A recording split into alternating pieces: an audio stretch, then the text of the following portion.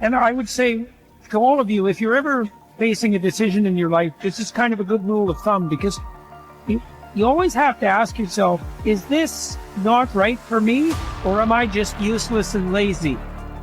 And looking for an easy way out, right? Because some people are more prone to that than others. If you're not very conscientious, for example, you're going to be more prone to that sort of thing.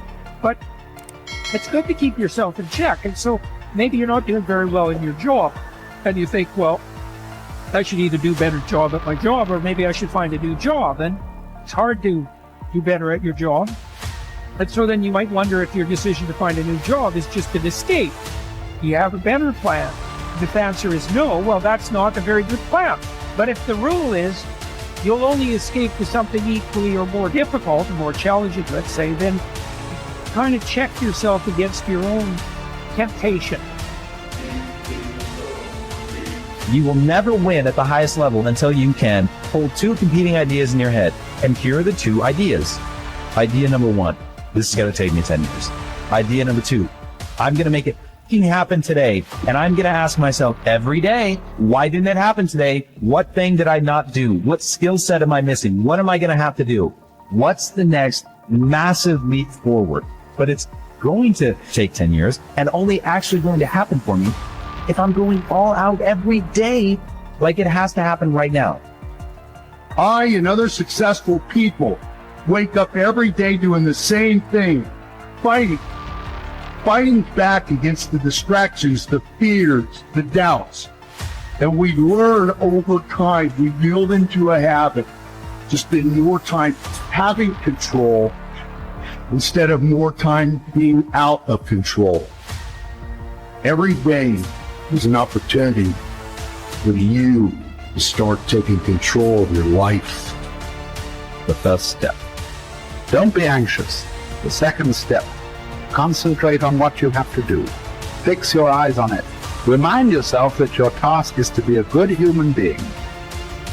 Then do it without hesitation.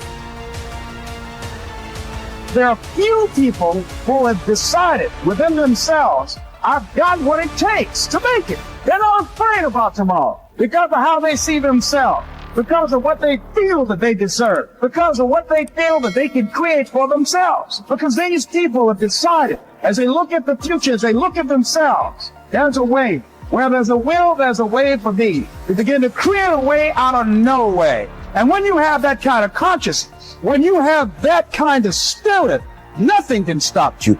Nothing. At dawn, when you have trouble getting out of bed, tell yourself, I have to go to work as a human being. What do I have to complain of if I'm going to do what I was born for, the things I was brought into the world to do, or is this what I was created for? To huddle under the blankets and stay warm? So you were born to feel nice. Instead of doing things and experiencing them, don't you see the plants, the birds, the ants and spiders and bees going about their individual tasks, putting the world in order as best they can? And you're not willing to do your job as a human being?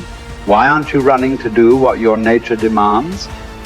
You don't love yourself enough, or you'd love your nature too and what it demands of you. Casting aside other things, hold to the precious few. And besides, bear in mind that every man lives only the present, which is an indivisible point, and that all the rest of his life is either past or is uncertain. Brief is man's life, and small the nook of the earth where he lives. Brief, too, is the longest posthumous fame, void only by a succession of poor human beings who will very soon die and who know little of themselves, much less of someone who died long ago. Just that you do the right thing. The rest doesn't matter, cold or warm, tired or well rested, despised or honored, dined or busy with other assignments. Because dying too is one of our assignments in life. So as well, to do what needs doing. Look inward. Don't let the true nature of anything elude you. Before long, all existing things will be transformed to rise like smoke, assuming all things become one, or be dispersed in fragments, to move from one unselfish act to another with God in mind. Only there, delight and stillness. When jarred, unavoidably by circumstances, revert at once to yourself and don't lose the rhythm more than you can help. You'll have a better grasp of the harmony if you keep going back to it. When another blames you or hates you, or people voice similar criticisms, go to their souls, penetrate inside and see what sort of people they are. You will realize that there is no need to be racked with anxiety that they should hold any particular opinion about you. When you wake up in the morning, tell yourself, the people I deal with today will be meddling, ungrateful, arrogant, dishonest, jealous, and surly. They are like this because they can't tell good from evil. But I have seen the beauty of good and the ugliness of evil and have recognized that the wrongdoer has a nature related to my own. Not of the same blood and birth, but the same mind and possessing a share of the divine, and so none of them can hurt me. No one can implicate me in ugliness. Nor can I feel angry at my relative or hate him. We were born to work together like feet, hands and eyes, like the two rows of teeth, upper and lower. To obstruct each other is unnatural. To feel anger at someone, to turn your back on him, these are unnatural.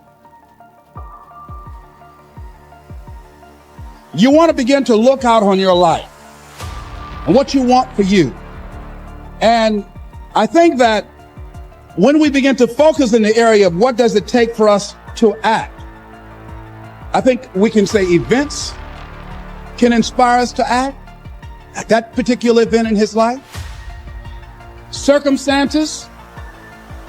A friend of mine, he wanted to do something and he just did not have the motivation and the drive and the confidence within himself. But his circumstances changed overnight through an acquisition of the company that he worked for. He lost his job through the inspiration of desperation. He had to act. See, life also are things that can inspire us to act.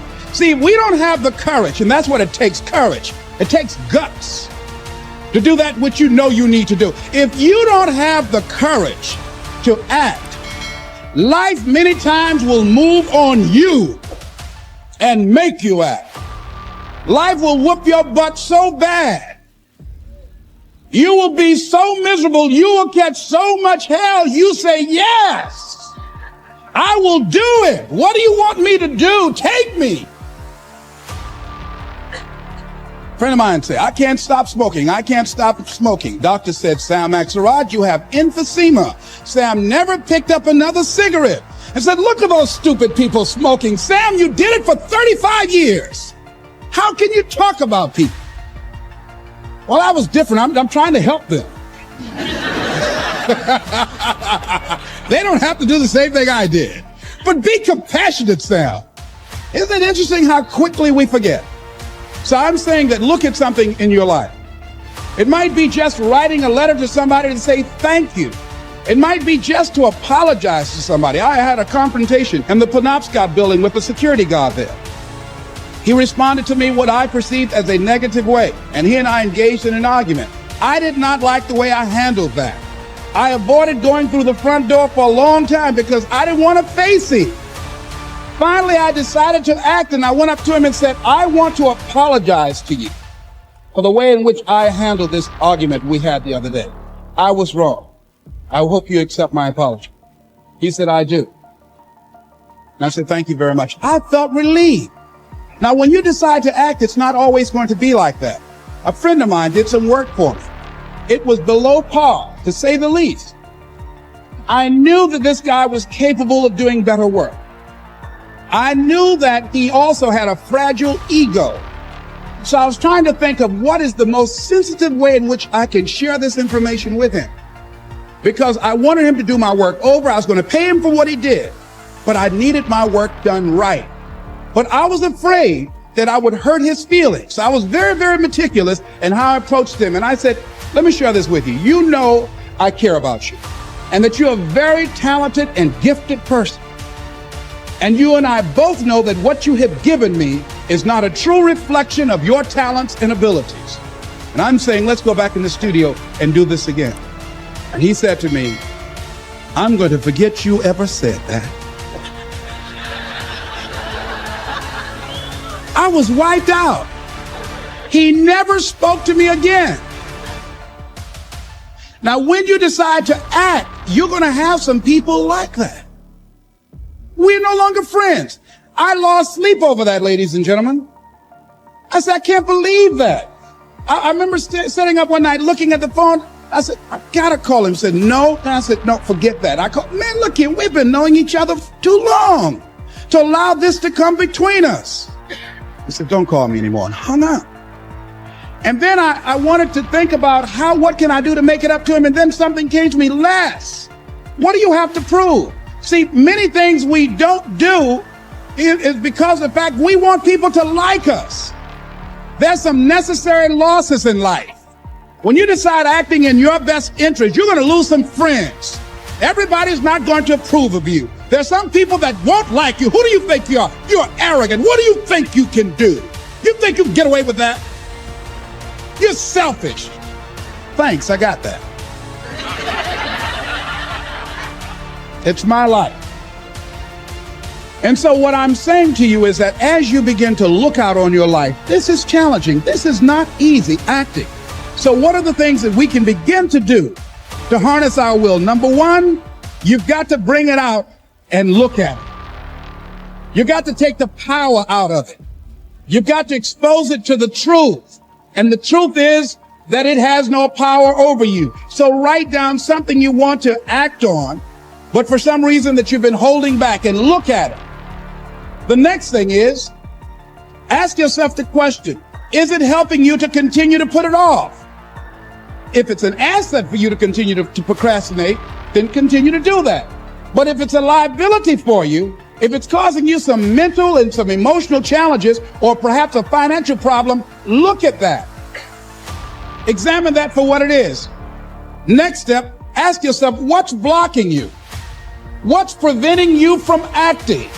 Why don't you have the courage to handle that? Why won't you face that?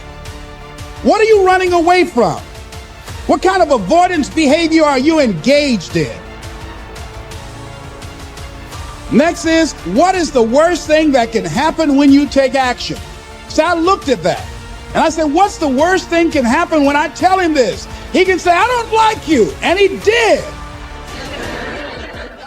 Now what happened? I experienced that. I looked at that. I saw that. And guess what, ladies and gentlemen? I didn't die. My feelings were hurt a little bit. I lost some sleep about it. And sometimes I think about it when I drive past his house, but I'm still here. It's uncomfortable, but it's okay. Doesn't bother me anymore. I've gotten used to it now.